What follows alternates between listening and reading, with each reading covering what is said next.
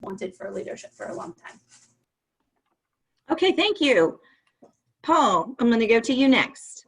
All right. Hey, everybody. It's good to be here. Thank you, Lisa. Thank you for this opportunity. Paul Thibodeau, by day, I am a connections pastor at Impact Church. On Mondays and Wednesdays, I am the proctor at Thibodeau Academy for a 5th grader and 2nd grader. And it's wearing on my nerves today. I'm trying to figure out how to do this new math, and I ain't got it yet. I just want a book and the old way we used to do it. These pictures and videos and new formulas, it's driving me batty, but we're working through it. So let's see, and class of 2017, but Jessica, you moved off my screen. There you go. So we've been in the class together. I said yes. You know, if we don't figure out how to make this thing happen together, then it's not going to happen. And you know, we're running around the same tree, you know, over and over again. And I certainly believe when people can put their heads together and dialogue and think and talk, then things can get better.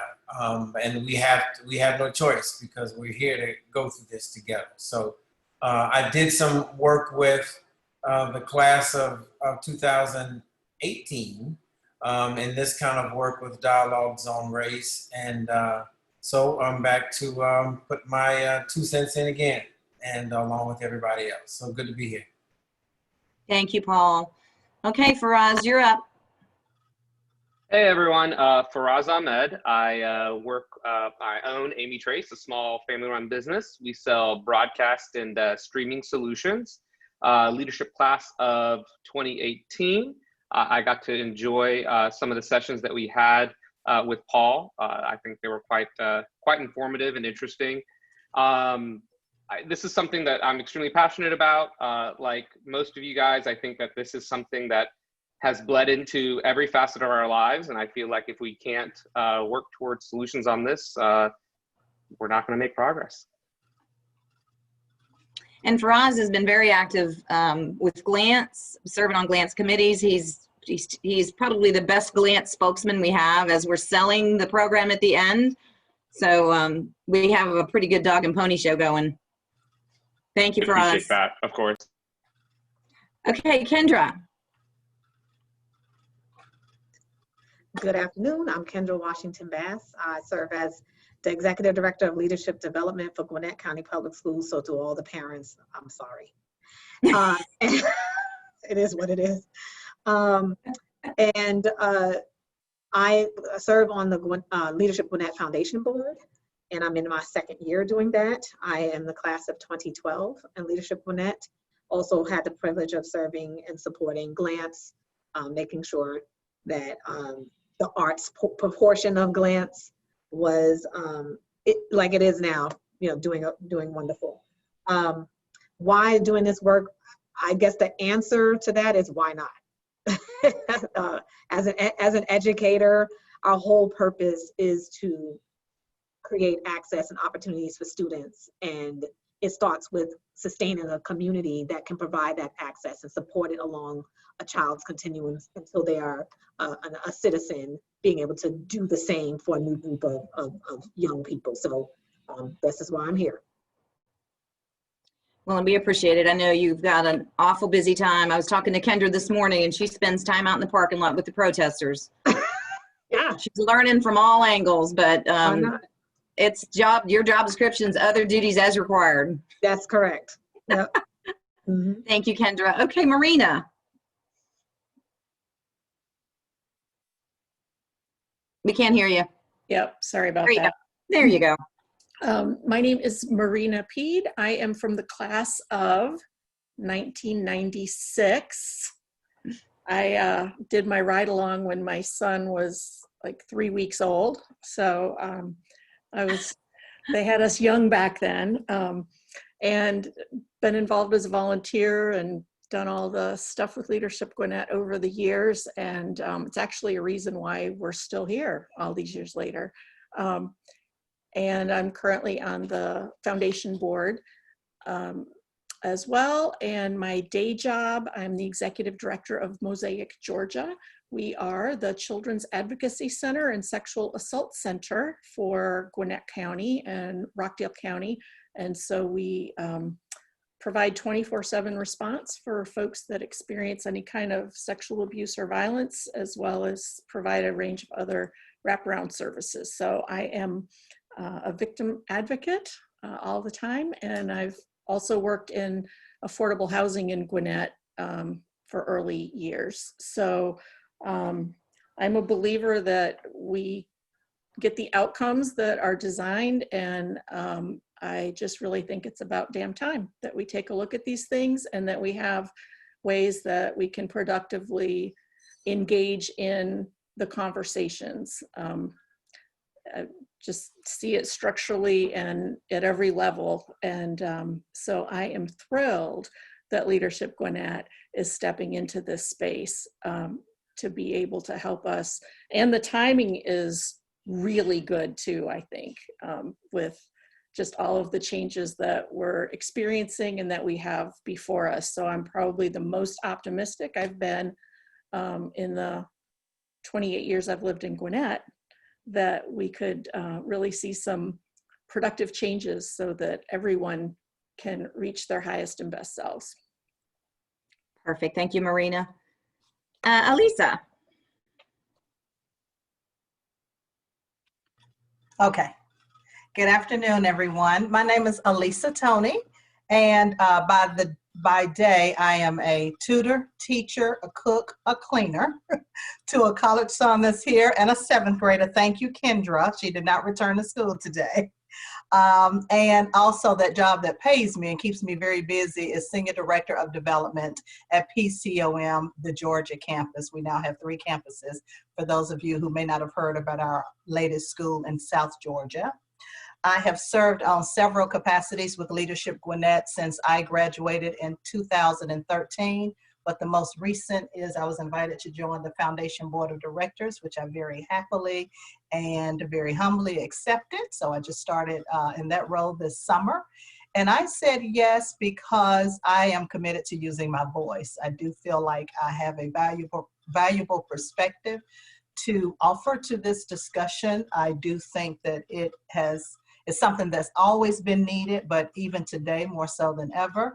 And I am just committed to serving organizations that I truly believe in, and Leadership Gwinnett is definitely at one of the top on the list.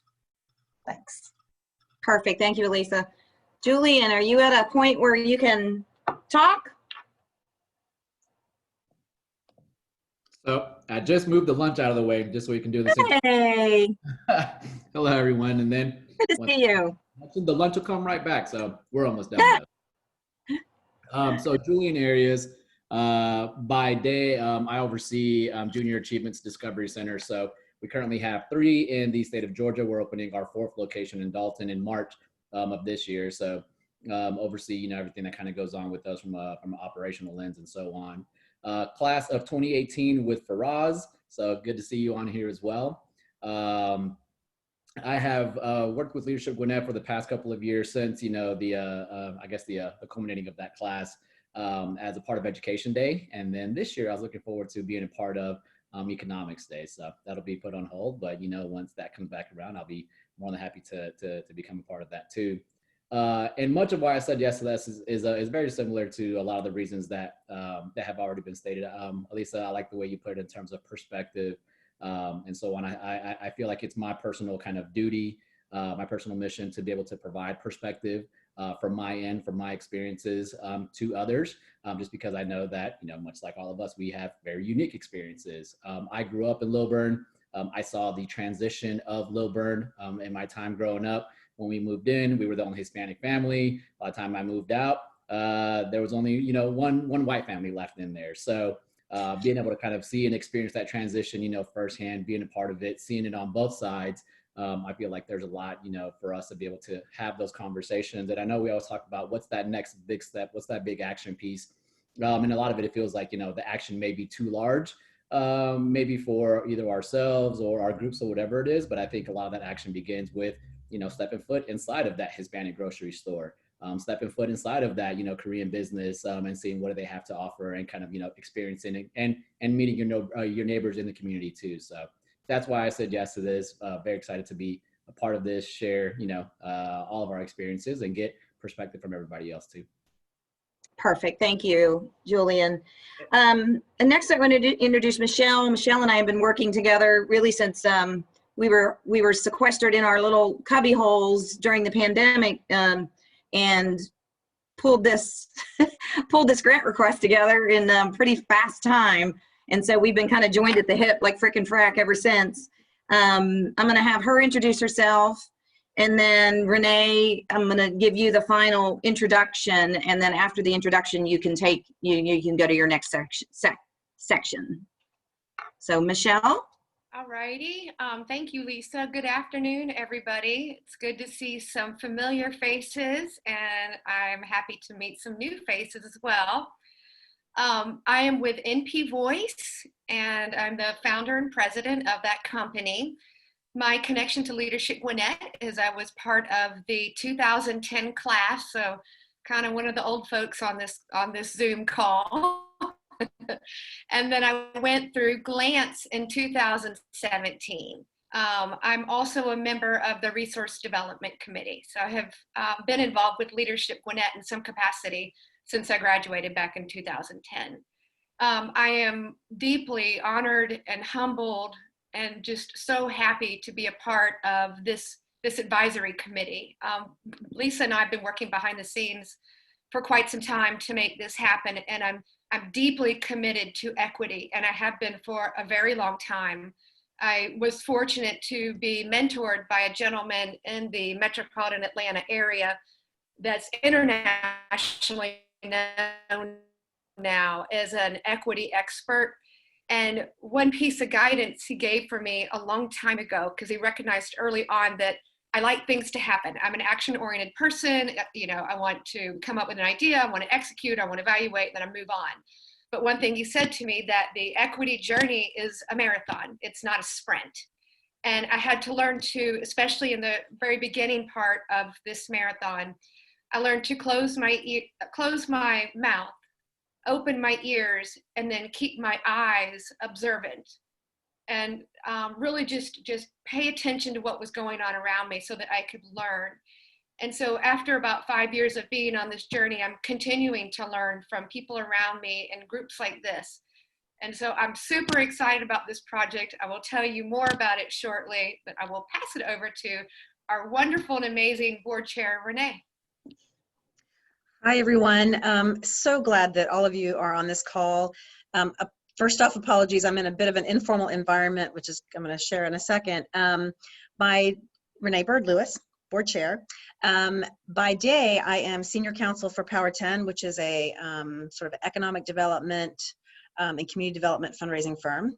And by day, my kids are older now, 19 and 20, and instead I'm doing a lot of care for my mom and my husband's parents. So I'm on this trip to Myrtle Beach doing elder care for this week, which is why I'm calling in a rather unconventional method. So I'm sorry about the hair, but that's all around inclusion and equity too, right? However we look, I'm thinking.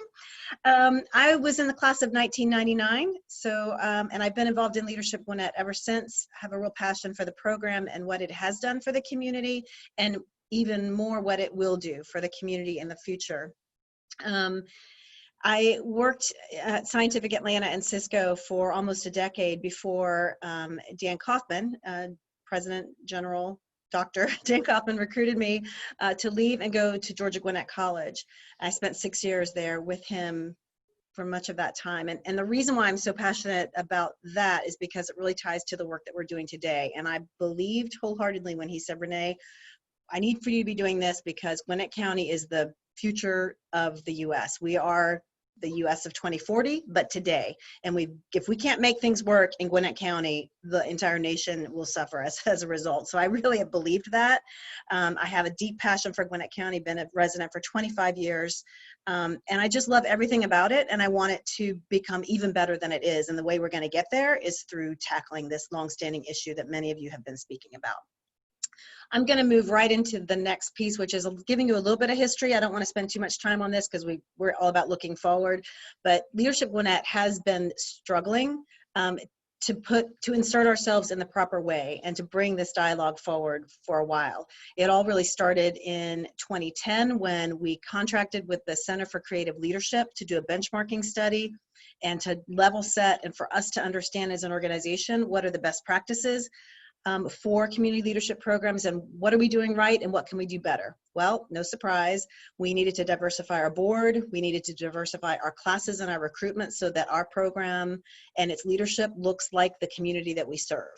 So therefore, we've been on this journey with many of you on this call helping us sort of advance our thinking and implement new approaches and trying to unearth and bring forward a dialogue that is so badly needed. Real quickly, 2015, we established some new committees, which were really focused on recruitment and outreach. I think it was called, a community reflection committee. So that was, sort of our first stab at that. And then we went into trying to infuse topics around racial equity and inclusion on learning days. And Paul, you are very much part of that. Kendra, you were also very much a part of that at different points, trying to figure out how do we do this in a way that is meaningful and much more importantly, sustainable, like impactful and sustainable. And so your work, thank you, helped move that forward with segments like the Voices segment that Paul led, which really infused throughout the entire year. Lisa also did an equity workshop in 2017 through the Center for Civil and Human Rights. So we've been trying to educate staff on the topic. Then in 2018, an alum, Bertine Crevecoeur, I think is how you say her last name, and Kendra was part of that, helped to kind of help us think about global fluency in a different way and possibly the use of avatars in the class to help us learn through those types of approaches.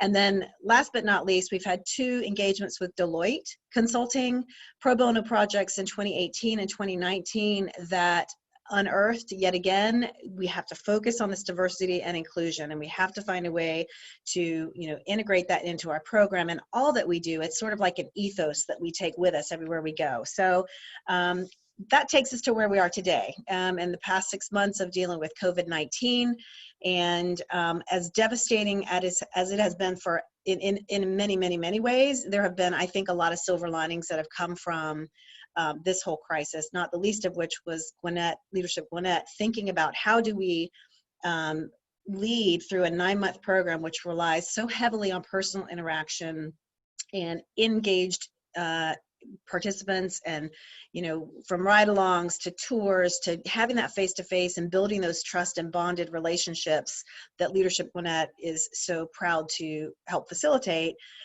in a time where you can't even be together in the same room, and you can't really sort of take your guard down and let people see who your true self is and build those levels of trust that the 9-month program does so well. So for the first time in its 35, almost 36-year history, the board wrestled with that recommendation that came from the lead group of volunteers. They had sort of sorted through the pros and cons of how do we do it? Do we alter it? Do we deliver online? Their recommendation that came back to the board was, we recommend suspending the 9-month program and instead engaging alumni in a deeper way. So yes, check the box, we're going to do that. But also we saw as a board this opportunity to focus more on diversity, inclusion, and equity in a way that we had never had the chance to do. And that was primarily because of Lisa and Michelle's fast action on getting a grant application in, securing some funding, and now we have resources to put behind an idea and a commitment to really having the serious dialogue and hopefully creating a program that, in our view, we can take those lessons and learnings, not only that the participants will gain, but the organization itself will learn from that, and then we'll be able to better infuse and or integrate or apply those lessons to all of our programs. Or maybe this will be a new entire, I would say, business vertical for Leadership Gwinnett, where it's a new program and this is what we focus on in some way. We don't know what that future holds, but this is the very first step with not only monetary resources behind it, but a staff shift. I mean, Lisa's time is largely going into this initiative. And so I think on behalf of the board members that are on this call, we are really excited about doing that and moving forward. So I'm sorry that was much longer than I had wanted to spend on that, but at least you know the history and that we are fully committed as a board and I think as a staff to move forward, and we're appreciative of your engagement and the very brilliant ideas you're going to bring forward. So thank you. Thank you, Renee. We're going to turn it over now to Michelle.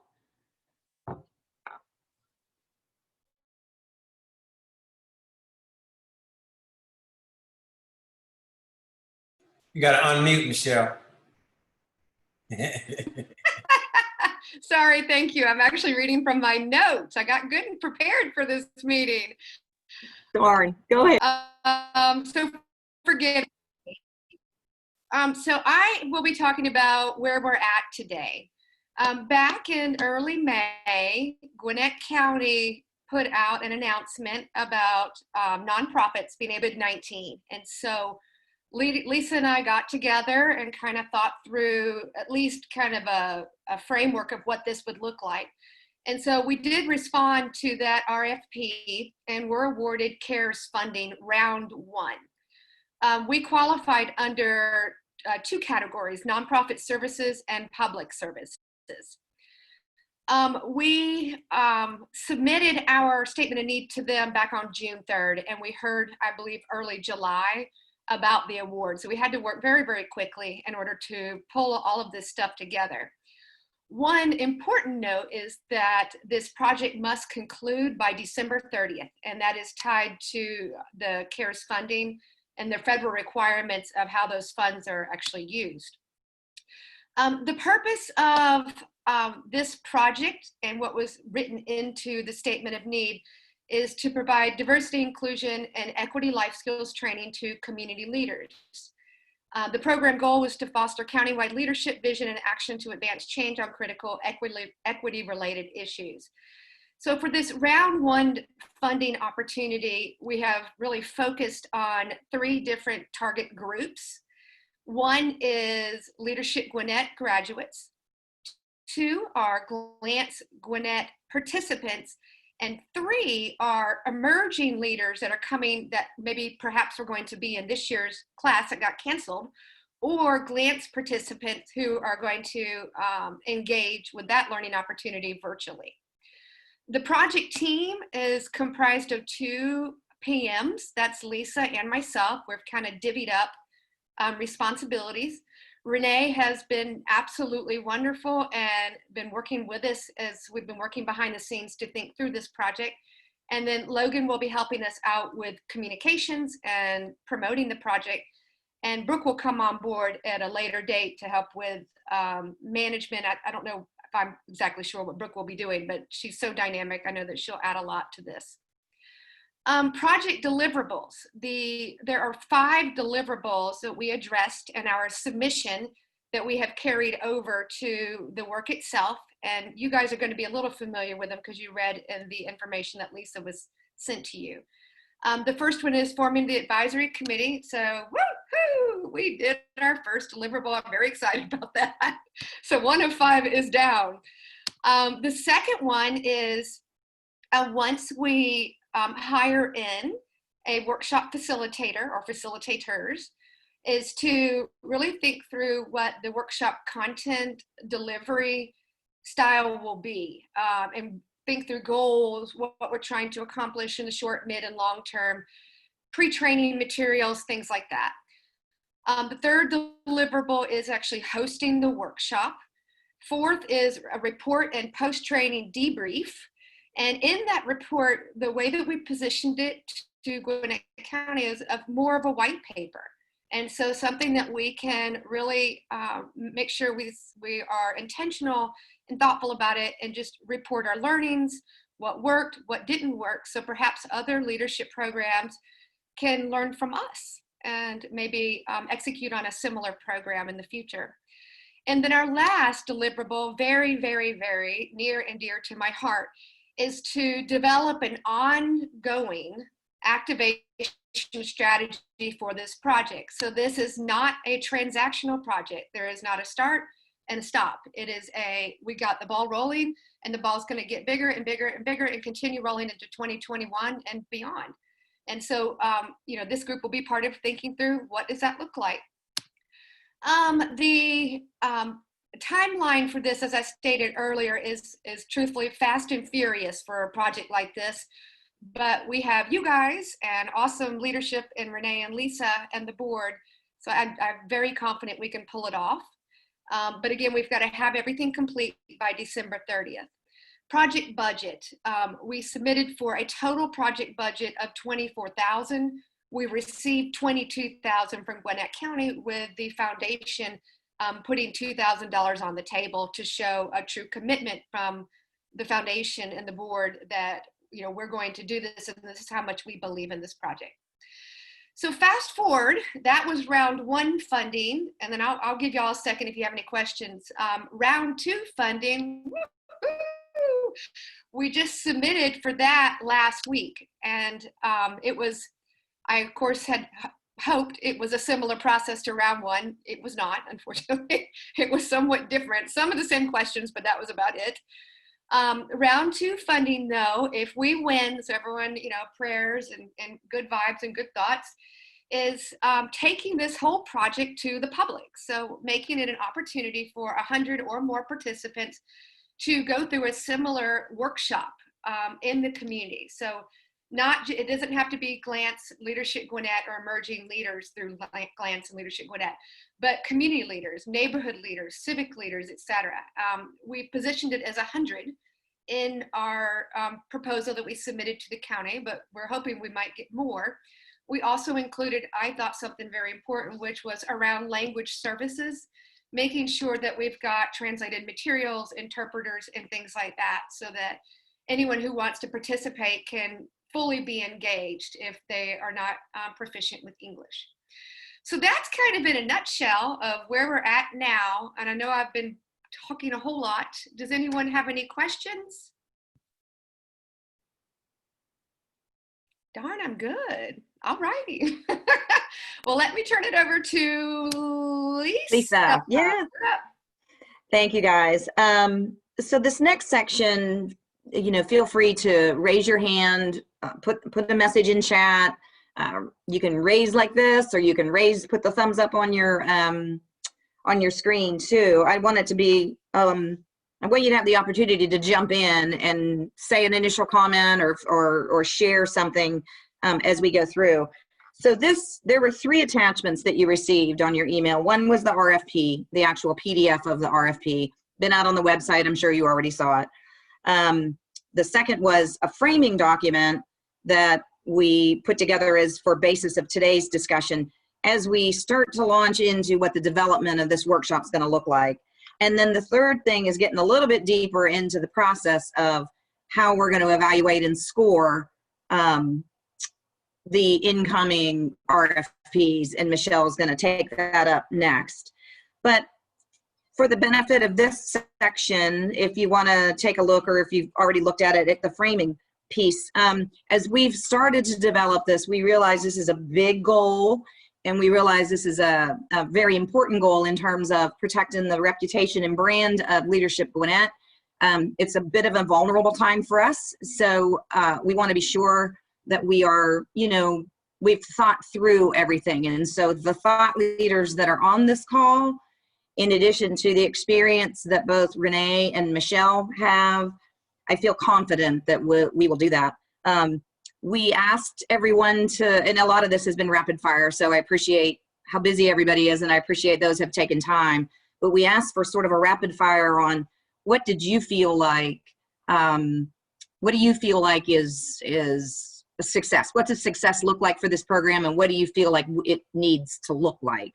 And so about 4 of you took the time to send your comments in, and that is really how we developed this initial framework. Renee took a look at the history and sort of where we are and framed us up to get here. And if we take a look at that document, we talk about statement of purpose. So what we heard loud and clear in a lot of your feedback, and also the conversations that you had with Renee early on. the workshop is just going to go beyond being black and white. It's just going to deal with more issues related to race issues, and it's going to support inclusion at all levels. So that's sort of a parameter that we're using.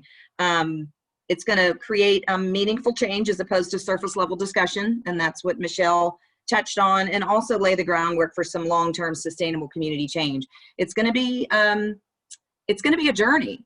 And what I hope is that we can continue to secure more and more funding for this, because we've started off, if we get round 2, we're really going, and we just have to keep looking for ways to keep it sustainable financially.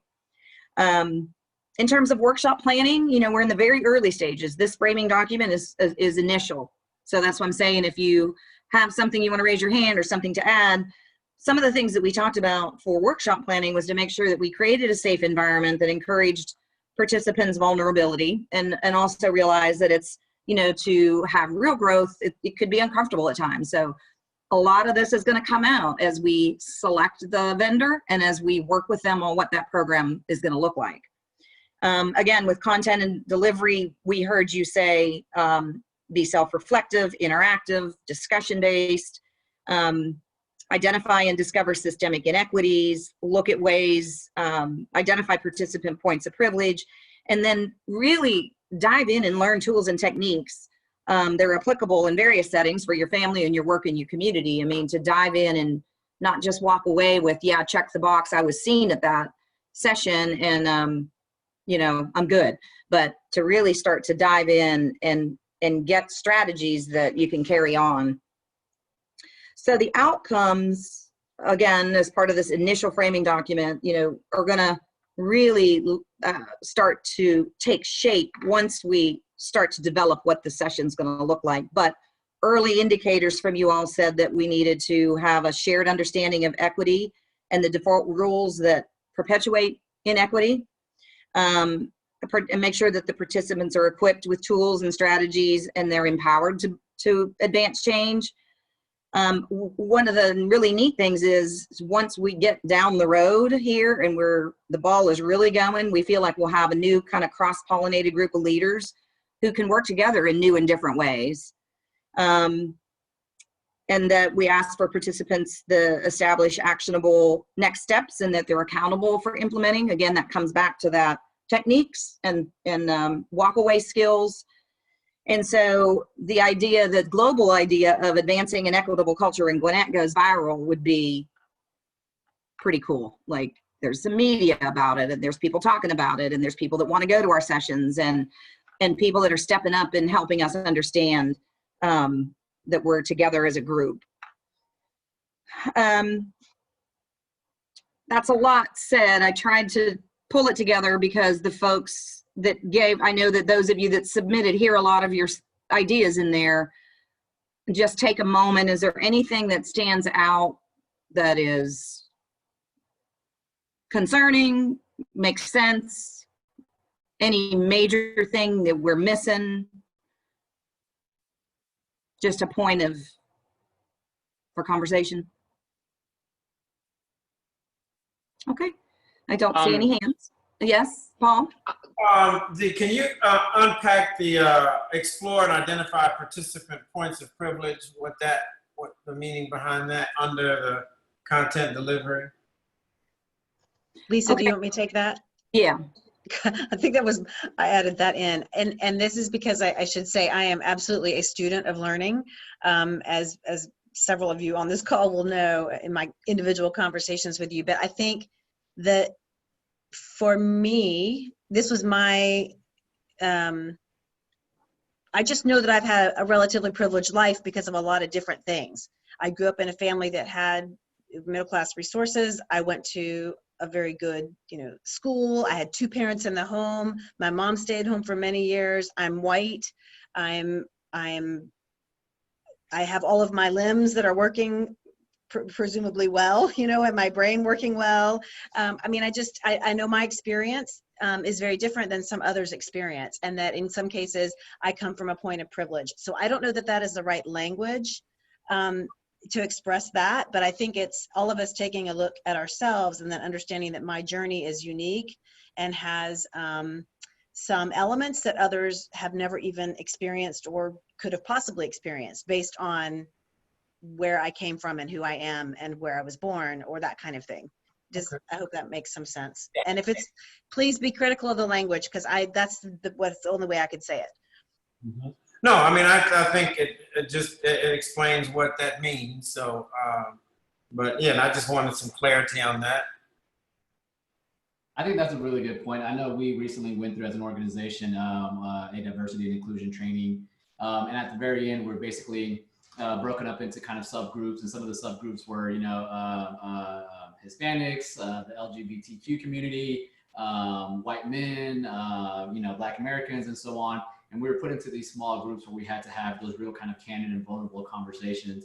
And the group that I happened to fall or to kind of be in that breakout session was the white men group. And I was in there with 2 white colleagues, and there was a lot of vulnerability, but also uncomfortableness from them having to kind of explain some of these points to them. And it was kind of also like a kind of realization as they were actually saying some of these things aloud. So being able to, kind of identify, not just internally, but also to a group of people with some of these points of privileges are, I think it's helpful for the entire conversation. I know one of the points that was brought up was, around, we had one participant who their sister was denied to go to school because of, I'm not quite sure if it was, either affirmative action or, the school was looking to get somebody from another race in there. And my point of view was very different because whenever I was applying to Georgia State, it was well, hey, I'm a Hispanic student. I might even have a leg up in this case because of that. So it was great to be able to have those kinds of conversations. And I think identifying those points of privilege are really enlightening for everyone. I had, sorry, Lisa, go ahead. Okay. One of my thoughts that I just wanted to put out there was obviously trying to tackle a lot of different topics here and a lot of different types of diversity. But often in these type of communications, and just like we are doing this, it typically goes back to a lot of race issues because that's a very obvious, large inequity that everyone faces in some sort of form or fashion, I feel like. So I don't know if we want to maybe not try to go so broad, or maybe try to stay focused on, race inequity, and then cover some of those other topics as a different session or whatever it might be within the same framework or the same workshop, but really try to have focus on what we're trying to do. Because to me, it almost seems sometimes, I don't want to use the word disrespectful, but you can't just throw everything else in here as a catch-all and work. Race is the topic that's on everyone's mind. This is the real inequity that we're facing today. Not the other ones. I don't know. It's just a topic that I'd love for us to discuss and think about, rather than just say we're going to try to fix all of it in 2 days. Let's try to make an impactful change on what we keep talking about, race. Yeah, and Faraz, I'm glad to hear you said it because I was thinking that too. But to put a spin on it, I think in our journey, I think it would be helpful. And this may not be able to happen, but if there's a common denominator that we can come up with that eludes itself to inequity, and then you can pick whichever area, but if there's a common denominator that we can come up to, that's something that we can lend techniques and strategies to into getting at, that I think that's one thing that we can strive for, if that's even the case. And then through our, back to the uncomfortable conversations of it, through our discussions, I think it'll come out that, well, it's easier for me to like somebody from the LGBTQ community than it is for me to like somebody Black. Or, I think that'll come out. And if that does come out, I think there's truth in that, and then you can figure out how to get along with it. But I think that there might be a common denominator that we can come up with that, that you can find in every kind of inequity issue, that if we can get beyond that, then we can start to have some work. Does that make sense? Yeah, absolutely. I think Montgomery, I think it's in Maryland or something, they have a big leadership organization as well. And they have a whole 9-month program focused on diversity, and they really focus on race. They use some great verbiage, I felt like, to kind of dance around it, so that it's not like we're missing all these other topics, but we're focusing on race and equity. So, Elisa? yes, I want to agree with a lot of what Paul said, what Faraz has said, and I just want to offer up just another perspective. I think the first thing for us to do, because I've heard the word uncomfortable. Renee and I have had different conversations in the last couple of weeks and couple of months, and sometimes things are not a comfortable thing to say out loud. I think we should start with being respectful of each other in this group and agree that our single intention is this shared commitment towards improving the understanding of what this DEI concept means. Knowing that that's going to take on various lenses, if you will, because we all have different backgrounds. The other thing to just know, my aunt always says there's nothing new under the sun. So we may look at a certain segment of the population and say, I'm just not so comfortable with that group because, but the other question or the other thing to consider is why? Is it because they don't look like you, or because you don't know the words to use to communicate with them, or because you have someone that looks like them, they may have offended you some other time, and so now you've grouped the entire group together? Or is it the stereotypes, or what is it? And I think if we start to dig deep and ask other questions, you will find that I may not agree with you on this point, or I may not agree with your decision to participate in this way, but guess what? We both love our children. We both want to be productive citizens. We both want clean lawns. We both want amenities in our neighborhoods. And so let's look for the things that are less about the person and how the person looks and what we perceive to be about that person, and look at what are the commonalities that we have. But the big thing that I want to stress is that let's start with respecting each other first, and knowing that we may not have the way to say something that is going to, sound good to everybody. And it's really just because we all have unique experiences. So I may say African American, I may say Black. You understand? And I may say Southern. I may say, and so whatever, I may say I believe in God. I do. Everybody may not. So we all have our various, blocks that we can check off. So just know that whatever it is that we say and offer up, that it's in the place of really informing this discussion and not meant to be offensive. And that's really going to be productive towards making sure that we come out with something good. And we can't do that without being honest and sincere and open and frank and feeling safe in the discussion. That's it. That sounds great. Listen, I've had a lot of glasses of wine with you, Lisa, or Renee. I mean, and I lovingly, so we may not agree about everything, but I can say, we found our points of commonality. And I think that, yes, that we all have to figure out how to do that. Exactly.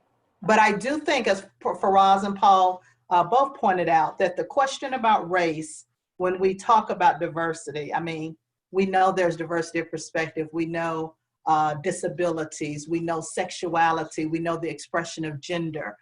We know race, politics, all of those things. But, the biggest one today, and the one that, frankly, I think that we all take a look at, is we look at people and we look to see if they look like us or not. And we start to make judgments and choices based on that. And thank you for that. Jessica. Yes, ma'am. I think to everybody who has spoken's point, I think that what has been said about this is that this is the jumping off point. It's just the beginning. And I think that's the critical framing, that here's where we're starting, but we're not only going to talk about race. We might only talk about it in this framework right now, that this is where we're starting, but this conversation is going to continue. Because I think that framing it in that way for our initial participants and bringing into the conversation immediately the idea that the threat to injustice, for one, is for all, And so this kind of idea that we're starting here because it gives us a good place to jump off, but it doesn't end here, because I 100% agree with everything that you have said about it's really easy to look and see and judge, but I think it's a both and, because you can hear the arguments all day long that somebody can't change their skin color, but they could choose not to be gay. And that is still an issue in Gwinnett County. It's still an issue that needs to be addressed in leadership. And that's just the tip of the iceberg, because there's all these other, I mean, that is one small example. So I think that this has to be the starting point. And we need to be clear with people from the get-go that this is just the beginning and this is where we're going to start. And we are going to continue to address all of these other aspects of diversity. Thank you. Does anybody else have anything they want to say right now? I added in the chat, I like the question why. And I think, Elisa, you kind of alluded to that when you kind of listed off, 4 different things. And I think that's I just wanted to put that out there for thought. If we can encourage people to, and encourage strategies to help people figure out why they feel this way, then I think people can start to make up their own answers when they, if they can come up with a good answer why, then that's great. But if they can't, then people can learn how to change for themselves. I mean, really, all of this is a heart issue. It's really all a heart issue, and I think that's what we need to really help people get to is what's in their heart, and then that's when change can happen. So I just like the question why.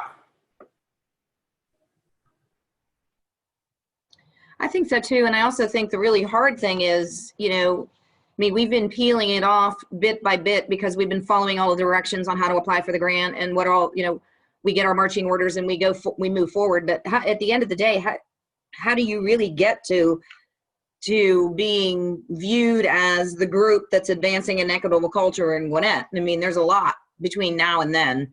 And so I think this is all great discussion. I also feel that, you need to come out of the gate focused on the very real and current issue of race and equity.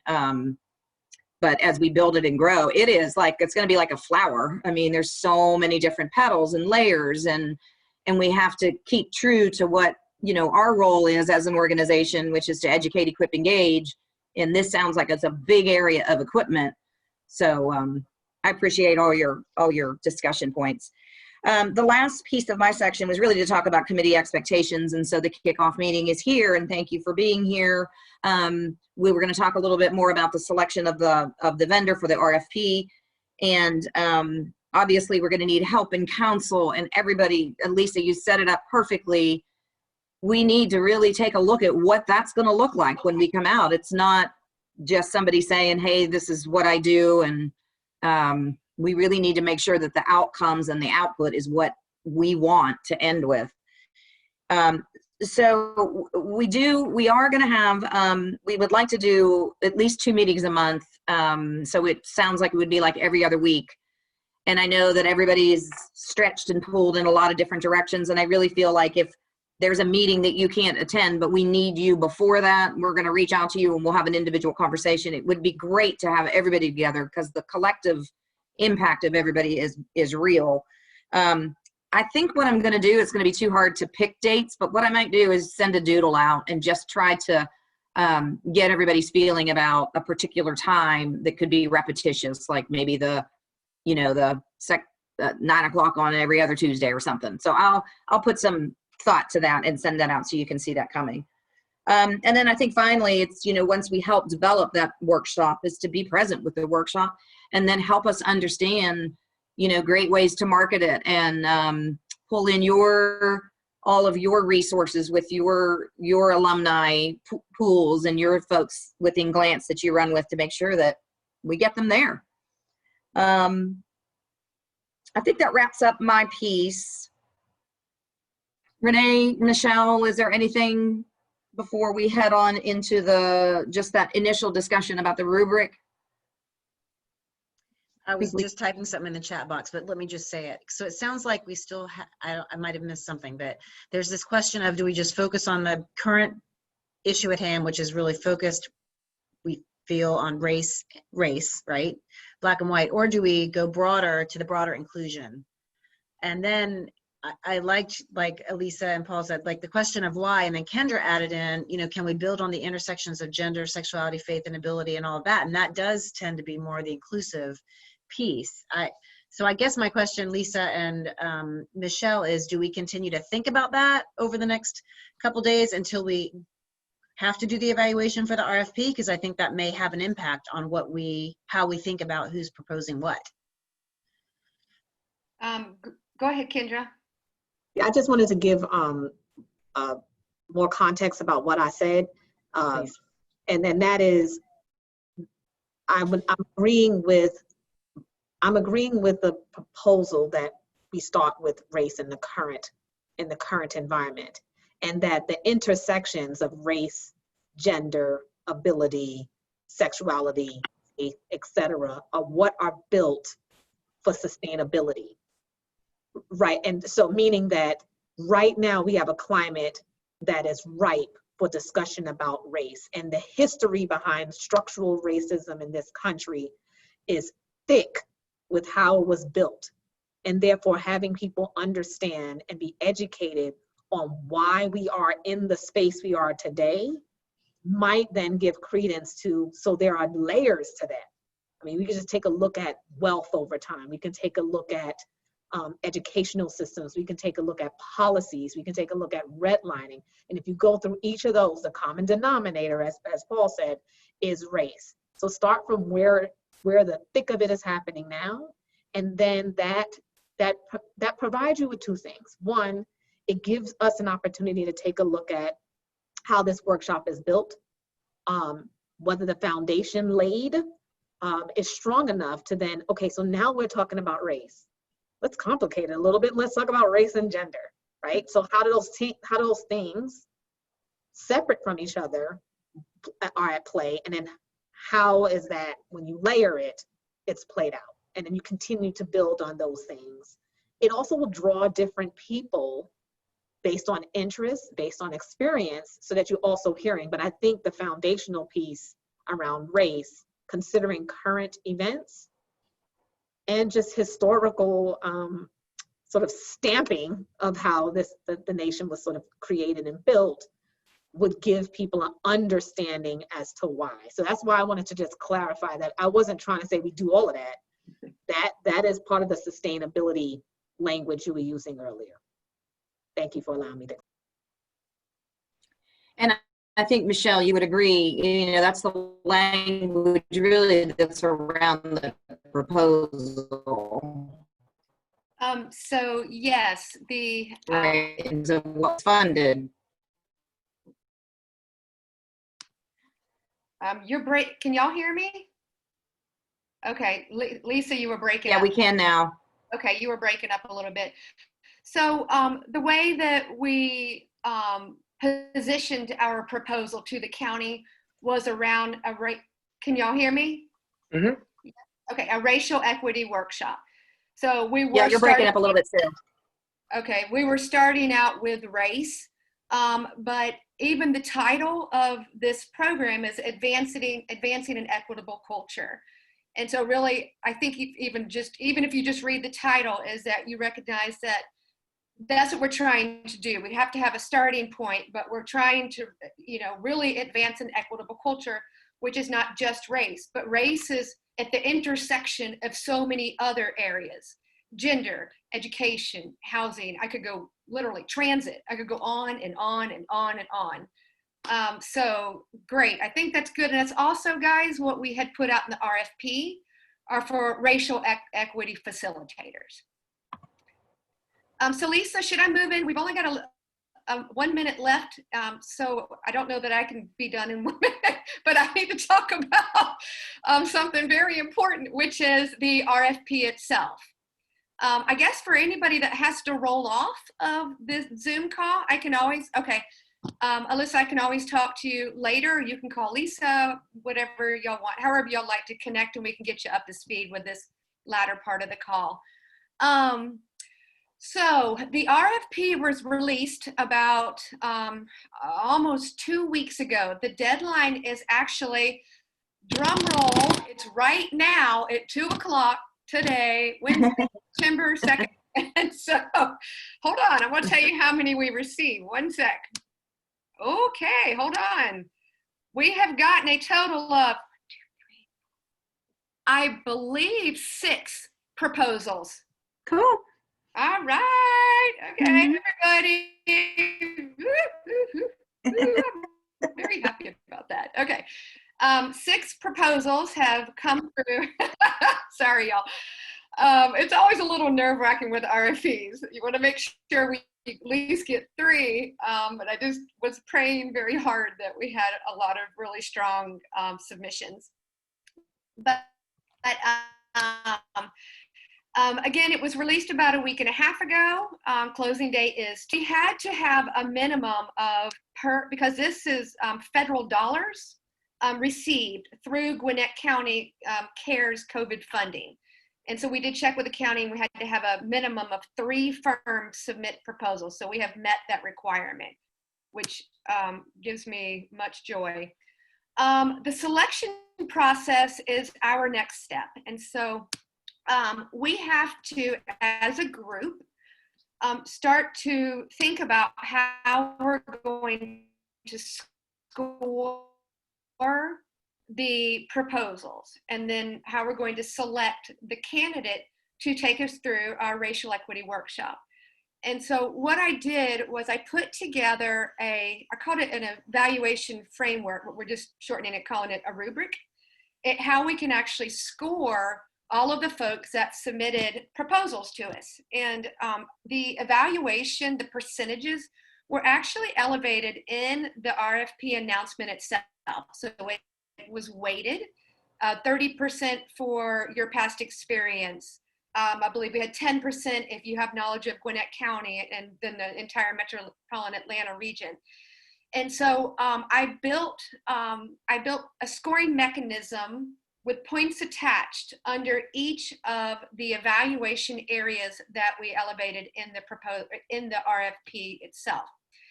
And so the first order of business is trying to determine who would like to be a scorer. So we need several scores. I am abstaining from the process. Oh, yippee, okay. I'm abstaining because I know a lot of these people and I've worked in this space for a while.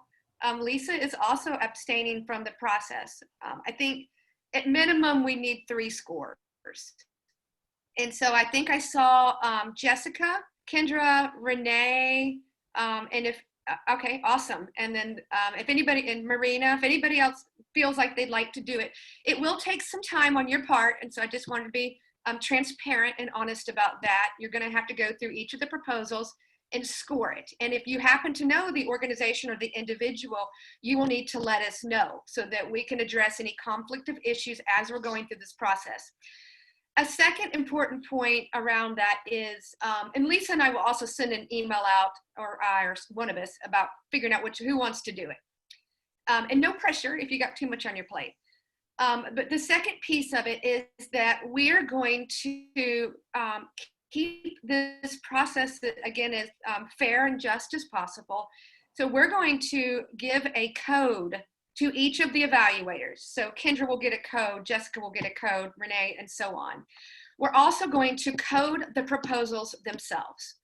And so you're going to get the proposal, and Lisa and I are going to have a party together, and we're going to be, never thought I'd use this word, redacting, but we're going to be taking out the organization name and the individual's name, because again, we're doing our due diligence and the best as we humanly can to make sure this is a fair and just scoring process. And so what would be super helpful is for those that will be scorers and even those that are not scorers, if you would please look through the rubric that was sent out by Lisa earlier in the week and provide your thoughts. I mean, are we asking the right questions? Do you feel we can't change the actual percentages itself?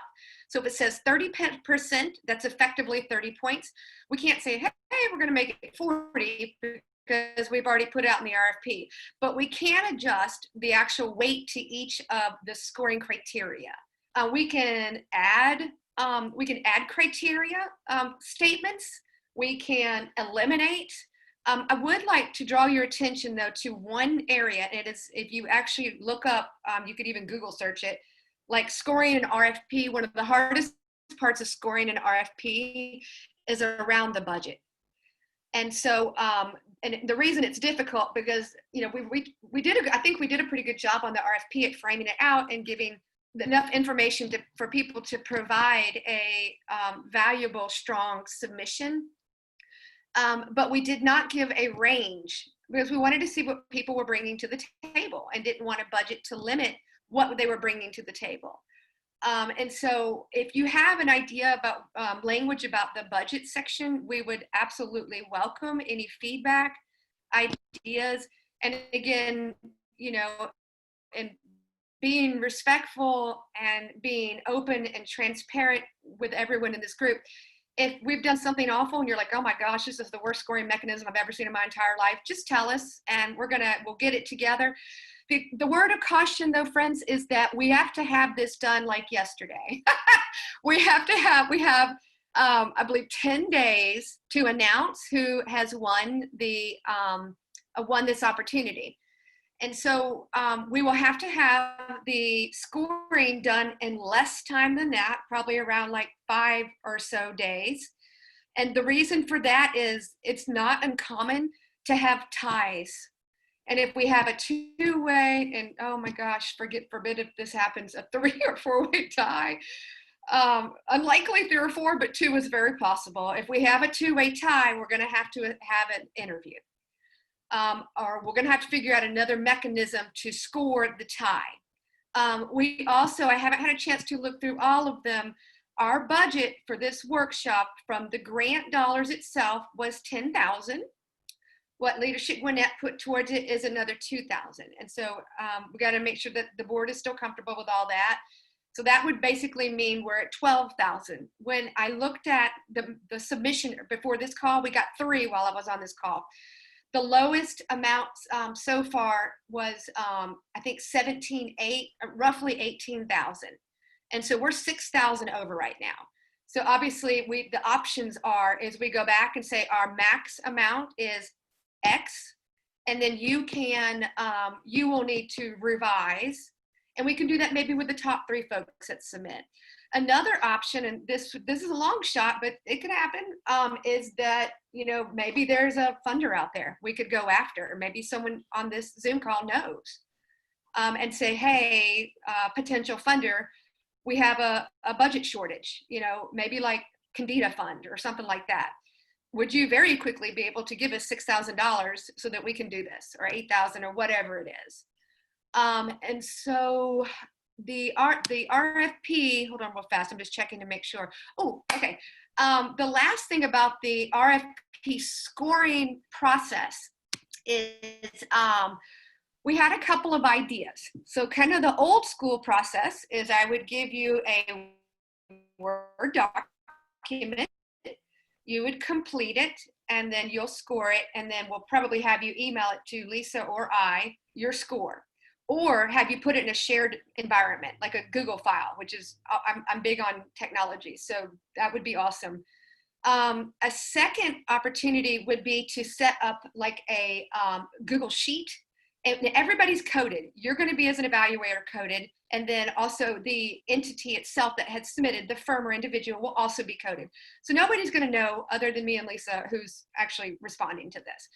But we could set up a Google Doc where it's got the criteria, and then what you're doing is you're adding just the actual scoring itself and then uploading your document to a shared folder. And so that streamlines a slight amount.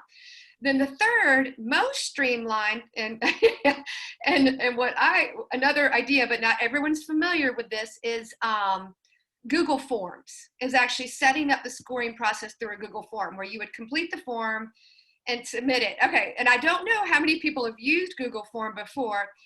It's pretty freaking awesome, to be honest, if you're familiar with Google Form, because it sorts all of that for you, which is so great. And so basically, I don't have to do anything, neither does Lisa. You would just have to put your score number, you would put your reasoning behind it if you had a note, and then automatically throws it into the like Google Form cloud space, I guess. And then it will show the actual response itself. It will also aggregate all the data. And so that's also another good thing about it. So those are the options that we've thought of so far. So I know we've gone really far over our time today, y'all, by 10 minutes, and I want to be respectful of that. So I'm going to zip it. And does anyone have any comments or concerns or questions? If not, I'll turn it over to Lisa. Just real quick on the grading of the RFPs. I know that you said if there's a tie, there's a mechanism for interviews and things like that. Because it's going to be all done virtually and things like that, I don't know if we want to think about, before you pick that final one, do you want something, or do we want to have some sort of interview or digital process or something? Because half the success of this is going to be, how do you handle this virtually? You know, that's going to be half of it, honestly. The content could be the best, but I've been to a lot of virtual stuff and it's crap. Excellent point. And thank you very much, new friend, for bringing that to the table. So the interview piece of it was written into it, is that they may be required for an interview. If you guys are the advisory committee, so we're relying on y'all to advise us. I think it's a great idea if we could incorporate interviews, maybe of the last 3 firms, no matter what. You know, there's, I guess I always try to show the pro and con, to be honest, to be fair with people, is that obviously the con on that is we're gonna have to speed up that rubric scoring process even a little bit more. And then you're gonna have to allocate, which we didn't put in writing for you guys in advance, but a little bit of time to sit through that interview, because it really just can't be, Lisa and I are abstained from that voting. So we would have to be members of this group participating. So how do y'all feel about that? Yes? Yeah, I think that's going to be important, because in this virtual space, when you're talking about this type of work and the content of it, to me, I just want to test someone's affect. I want to test how they come across in the virtual space, because you can't. Here's the good thing. The good thing is you can see all of this, right? You can see my head roll and my eyes. You can see all of that. So it amplifies, or you can see people be so monotoned and that the virtual space actually removes it. So I really think having an opportunity to test bed these individuals and see how they come across, and then ask them questions. What have you done? If you have never done this in the virtual space, what have you done to flip it? Can we get a copy of a recorded part of your session? Can we take a look at your visuals? What are the questions you're asking?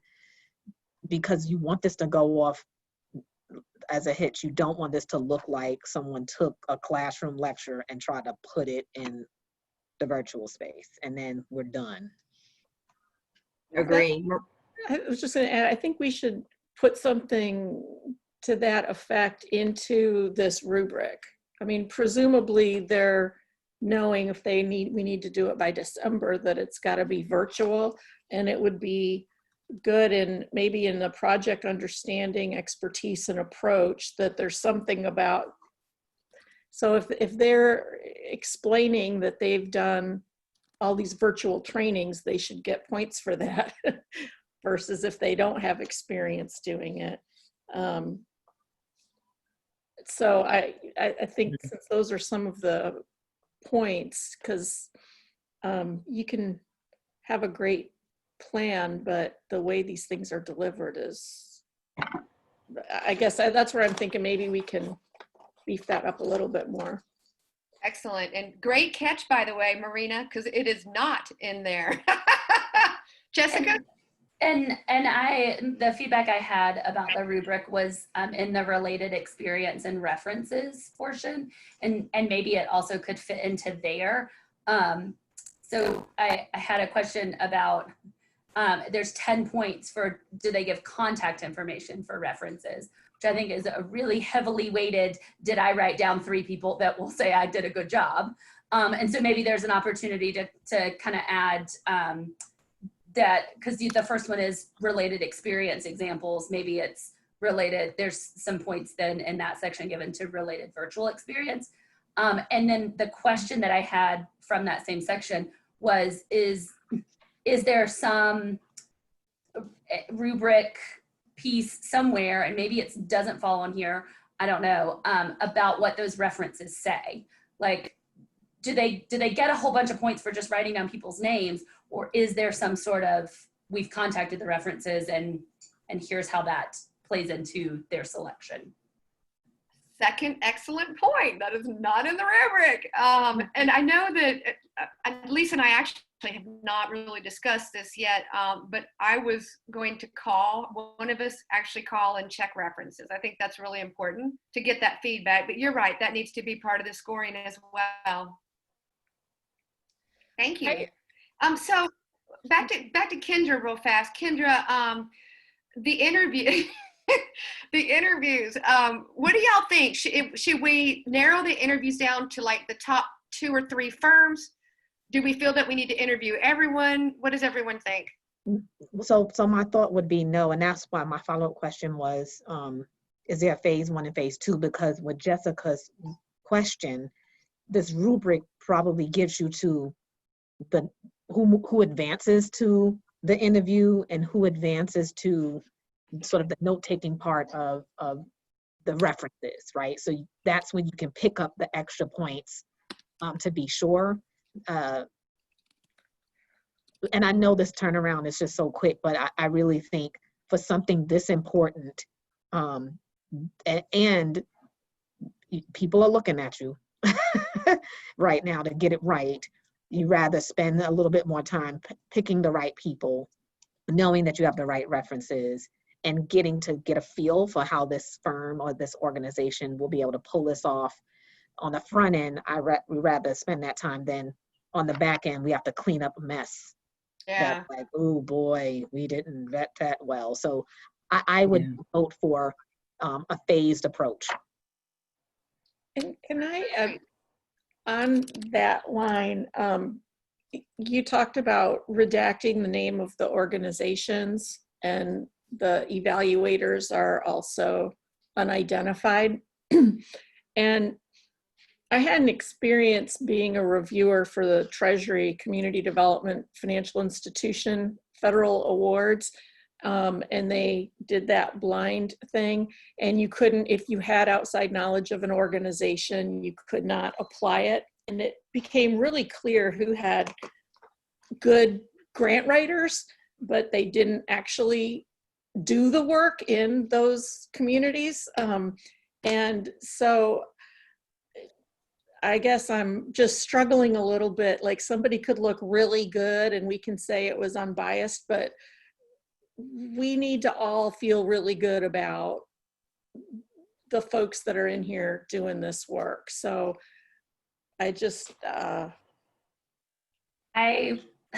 was thinking the same thing, Marina, and also thinking, and so wondering if there was a opportunity either after we review them, so that we're not biased knowing something going in, or maybe it's before, I don't know. But if there was that opportunity for us to just discuss and say, here's the list. Does anybody have knowledge of them? Does anybody have, because that could sway it either way. But where that happens in tandem with, or, you know, in addition to the objective rubric scoring. Because I have been in the same boat that Marina has been in. I've seen that happen. That's an excellent point. I'm glad we're having this dialogue. Perhaps then let's pivot on this strategy a little bit. And I'm actually just reiterating what you're saying. And then once the scoring is done, and then we'll let you know which entities have submitted applications, and then we can discuss it. How does that sound to everybody? So that would be phase 1 is the scoring. So as we enter phase 2 is we'll go ahead and talk about who the groups are. Does that sound good to everybody? Is there anybody that's uncomfortable with that? My only follow-up question to that is, because initially you said if you know somebody, you'll need to recuse yourself from reviewing that application. If I don't know on the front end who has applied and then the information is redacted, I can't tell you, oh, I know that organization or that person. And is that not a problem? Is that if you read it and you realize you do know this organization, let us know and don't rate that one? Just what's the process for that? Because I also think that it could skew it if we know going into it who applied, but also it could skew it if I look at somebody's that I do know, even though I didn't know that they had applied. So my thinking behind that is that one, it's not necessarily we would ask you not to score that one, have you abstain from scoring it, is that you would just be transparent about the fact that you do know who they are. Now, if it's like your best friend or your husband or, your partner or something like that, that probably would have to be addressed. But in most instances, I think at least just being transparent, right? That's something we got to be careful and clear with here. Well, conflict of interest typically has a very narrow definition in terms of financial or relational stuff. So I think it's great that we're wanting to be above board about this, but I also imagine that many of us have learned and done work in the spaces that it's likely we do know who these folks are, and we all have the same common mission of bringing the best resource to the community that we can. And so I don't know, I'm a little concerned on the project budget rubric piece as well, that somebody could hit all the bells and whistles, but the budget is, blows way past us. So somehow in that budget piece, I almost think that has to be a second thing, because we could have hey, these guys will come in for $8,000, we're going to save $2,000, but they've never done this stuff before virtually, and and I know it's 20 points, but 20% of the thing, I don't know, just a little uncertainty there. Very, very, very good point. And again, I haven't looked at the last 3 that have been submitted, but all of them that I looked at prior to this call did come in over budget. If that was why that section was so hard to do, quite frankly, because you don't want to wait. It's so important. You don't want to just choose a firm because of the price. And that was even actually written into the terms of the RFP. It's very clearly written as a bullet point. It's the last section of the RFP. However, unfortunately, it's reality. It is something that we've got to pay attention to because we really have X number of dollars in order to do this. My initial thoughts about if perhaps all 6 firms come back higher than 12,000, we might need to think about sending an email. If we could even do this after, oh, you're leaving, bye, Kendra. Good to see you again. Is perhaps sending them an email and saying, hey, look, and just being again honest, is this our budget's 12,000, and unless we get super lucky and we get more money, we're probably a little too late to go after additional funding. Now, the one thing that's not written into the RFP, we can't even say it yet because we haven't awarded anything, is round 2. If we get round 2, then there will be an opportunity for a second workshop.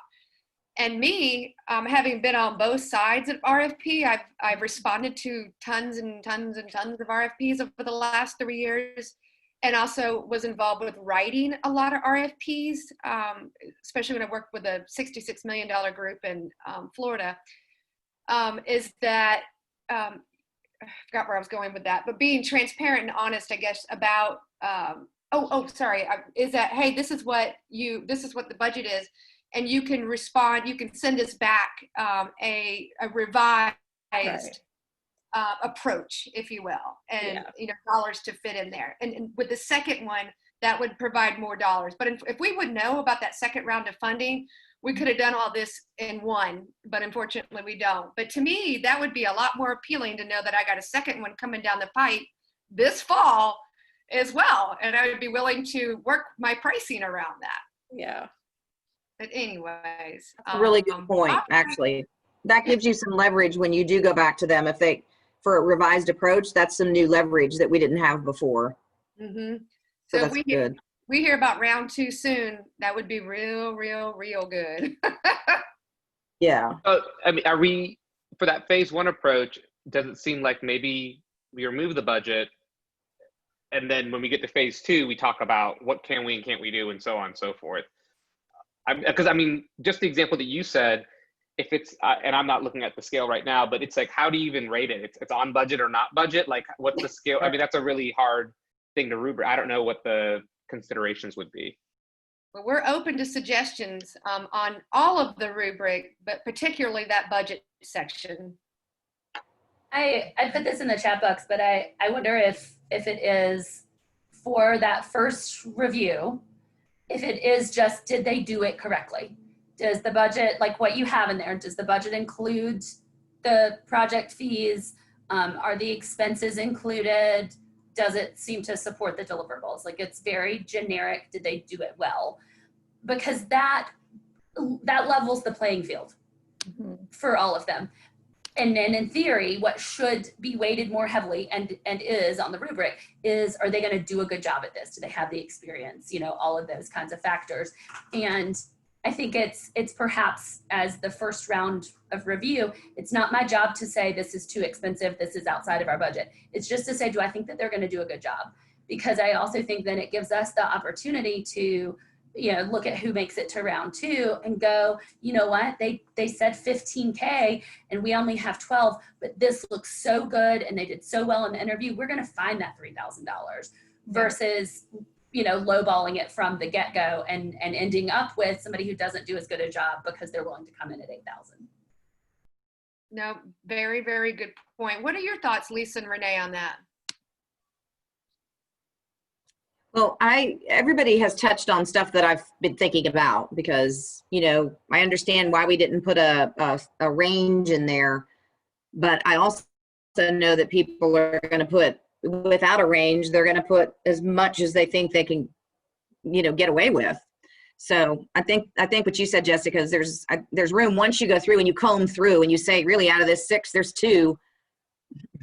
And if one's $75,000, they're going to have a hard time coming off of that. But if they're closer to where we are, and for us, just the information you talked about with is what's it like virtually is a big deal. That's a big deal. And actually, if those people behind you on your screen could give us a hand, they look like they're really knowing what they're doing back there. So, And in my view, I defer to folks who have been down this road and have experience, like Jessica, like Faraz, I'm assuming, like Marina, I know, and anybody else. So whatever makes sense.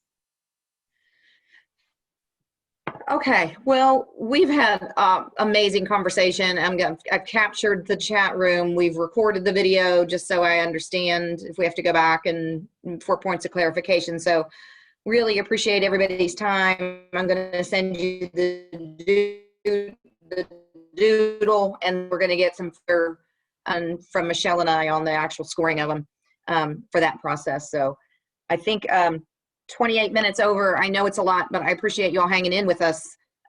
This is really important stuff, so we appreciate your time. Can I just one more thing on the rubric rating for whoever does those? Can you have a section for some notes? Because people might have different things. It'll be good once you get them all. You can kind of see where if you've got large variance. But also there could be certain things that cause somebody to score higher or lower or whatever, that just some notation would be helpful. Thanks. Good point. All right. Any final questions? Thank you all so much. We appreciate your time and energy and expertise. So stay tuned. You'll hear more. Thanks, everybody.